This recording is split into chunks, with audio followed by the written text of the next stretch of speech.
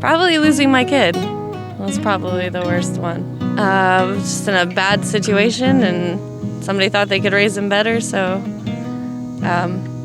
he's with them now.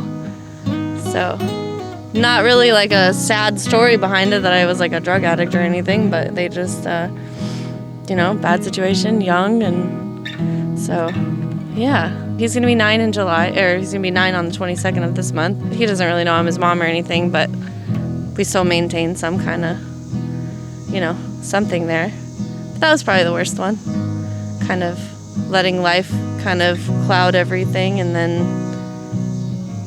missing out on what was most important.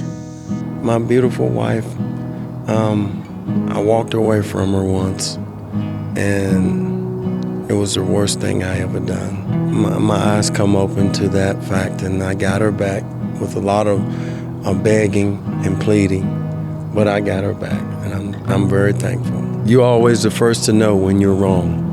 So I got her back, and we've been happily married for 12 years now.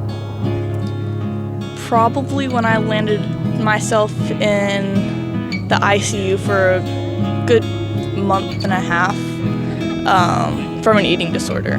I don't know if you would consider it a failure, but I feel like I failed myself on some level.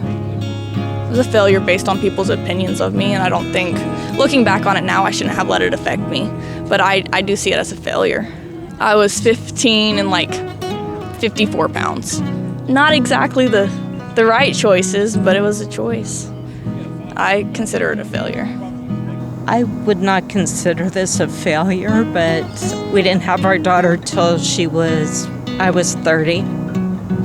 My mom was a young mom. I look at the time that I still have with my mom, and I wish I would have had the chance, the opportunity to have our kids sooner, so I would be around more to see what they do.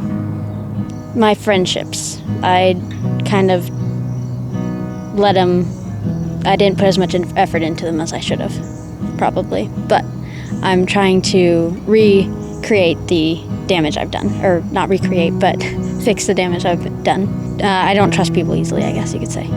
So that's damages relationships. It was more of a missed opportunity. I got a scholarship for something really, really cool, and I did it. I didn't take it because of someone that I was with at the time. And I could have done a lot of cool things that are good for world, but I didn't take it because of somebody. He didn't want me to leave because it was across the world. It was in Africa and Asia, Europe. It was traveling, doing global community projects, and I didn't take it because he didn't want me to leave. Not trying hard enough to go back to school after I dropped out. I wish I would have went away to college instead of going to community college. Probably wouldn't have dropped out. I think just being close to home and going to college with half the people I went to high school with was really just not for me. I think also having access to all my friends from high school who I made dumb decisions with was part in that as well. His failure was the end to a 38-year marriage, which occurred 2 years ago. You'd think after that long you could figure things out, and apparently I hadn't. Marriage is a difficult thing. It's hard enough to live with yourself. To live with somebody else becomes very complicated. There's a lot of give and take. And over time it's difficult to maintain that give and take. If I had one thing to do over, it would be to try to work early on to keep a marriage for the long term. There was no thing that led to it. It was a buildup of drifting in different directions, a buildup of small wrongs that accumulate on both sides. Marriage is give and take, and it's complicated. And even with counseling, people run into a lot of trouble. Well, I think at the time, and I still say at the time, there was no real alternative to it. It had gotten to the point where that was inevitable. The 38-year lead up to it may have been better handled. More open discussions, which are good for marriage. More latitude given to each partner. In my marriage, there was no single thing. There was no cheating. There was no violence. While that's counter to many people's experience, to me it shows that a gradual differing can lead ultimately over the long term to a dissolution. Finding the love of my life. I haven't found that yet. I'm almost too old. Yeah, because I'm too picky. I'm too set in my ways. It's probably my fault. It's nobody's fault. I've met a lot of girls that I could have settled down with but didn't. Staying with a boyfriend too long that I should have broken up with long before. I had same circle of friends, and so it was just, I guess, convenient to stay together even though I shouldn't have.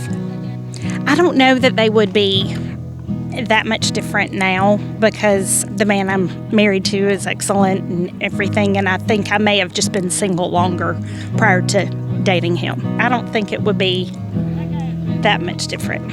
My biggest failure in life, I think, is maybe like all the people that I've had in my life before, like all my like past friends that I don't have contact with anymore, like not letting them know like how important like they were to me, not letting them know that enough. And I think maybe if I had shown that a little more, I'd have more people in my life currently. But I know that sometimes people just like drift out of your life for a reason and new people come in. It's just kind of like a weird cycle, but yeah. Wasting my days away inside. I could have done so much stuff. I could have learned so many things, but I chose to throw it all away and just stay inside and play video games. Yes, video games are good to play. I think they're very essential if you want to have fun.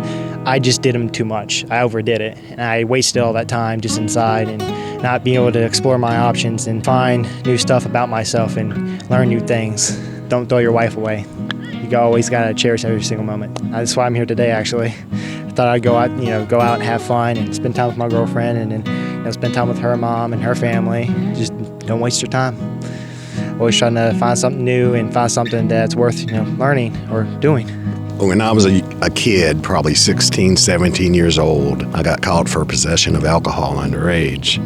And my mother, had to come 3 counties away to pick me up in the middle of the night. I thought she was going to be yelling at me the whole way home, but she didn't. All she did was cry. And so that's when I knew I had to make a change. Hadn't been in trouble since. The biggest failure in my life was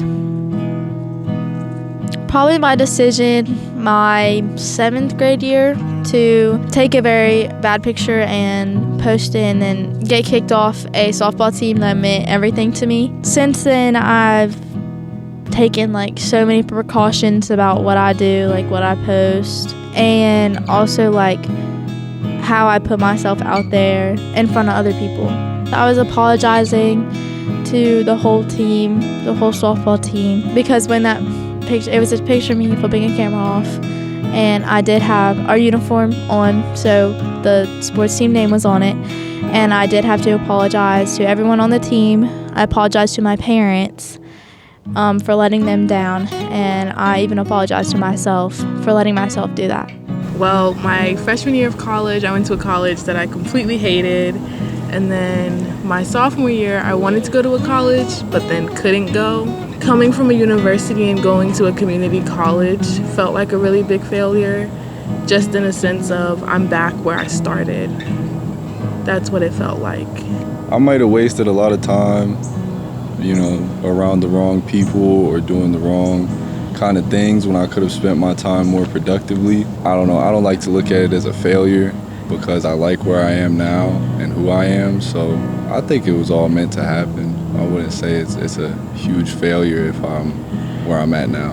And following up on that, I reflect on over 70 years of my life. Have had to overcome a lot of obstacles and go through a lot of transitions, but I have learned not to look at them as failures, but rather than as learning opportunities that have helped me strengthen my sense of value, strengthen my ability to be more compassionate and see the world through a lens that change is inevitable, but growth is optional.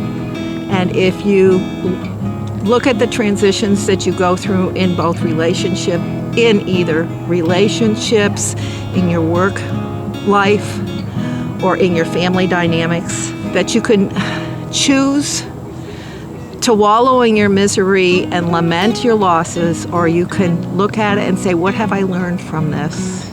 I was an educator for 25 years. I loved the work and I hated the politics of public education particularly. And I had felt, even though I tried through involvement of trying to make things better, I think I realized that motivating or inspiring change is not always successful, and that's okay. That someone else will come behind me and maybe be able to do the impact work that I was unable to. You can either accept that your impact is limited and move on, or you can keep looking for ways to motivate or ignite that in others.